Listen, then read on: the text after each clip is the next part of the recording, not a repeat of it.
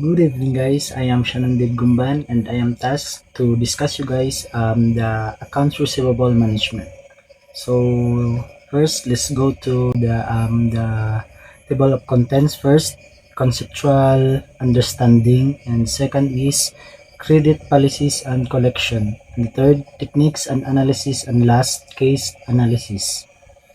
So first, conceptual understanding. What is account receivable management and why is it important to a company's working capital? So account receivable management is the process of monitoring and controlling money customers owe to a business for goods or service purchased on credit. So example of this is a graphic design agency completes a project for a client and sends an invoice for 5,000 pesos. So accounts receivable management ensures that agency track this invoice follow up with the client and collects the 5,000 pesos promptly, which then becomes part of the agency's working capital to pay salaries and cover operational costs.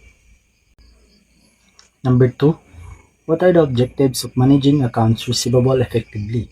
So the primary goal of managing accounts receivable is to accelerate cash flow by ensuring timely payments. Example of this is a construction company aims to collect 95% of its invoice within 45 days to maintain a healthy cash flow, allowing them to purchase materials for a new project without needing to take out short-term loans. So the next topic is the credit policies and collection. What are the key elements of a sound credit policy? A credit and collections policy should include clear written guidelines that set the term and condition for supplying goods on credit, customers' qualification criteria, procedures for making collection, and steps to be taken in case of customers' delinquency.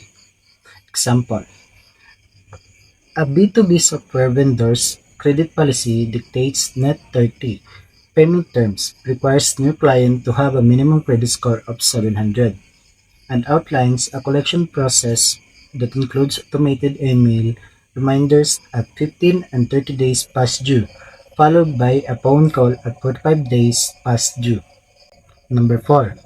How do business balance between extending credit and minimizing bad debts?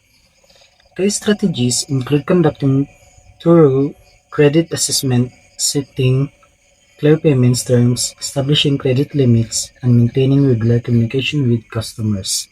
Example: a wholesale food supplier offers 60 days credit terms to a long-standing restaurant.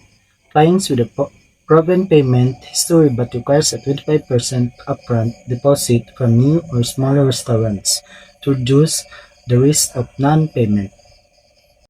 Number 5. What are the steps in evaluating a customer's credit worthiness? First, run a credit report. Second, check reference. Third, assess company's financial history with big data. Fourth, perform in-depth analysis of the latest filed accounts. Fifth, understand company's business internal and external environments. And last, use an information provider. So the next topic is techniques and analysis. Number 6, how can business monitor and analyze account receivable performance? So average collection period is calculated by dividing a company's average accounts receivable balance by its net credit sales for a specific period. So example of this is a marketing agency reviews its aging schedule monthly, noticing that 15% of its receivable are now over 90 days old. They also calculated their average collection period as 55 days, which is 10 days longer than their target, prompting them to intensify collection efforts. Number 7. What are common techniques to speed up collection or reduce overdrive accounts?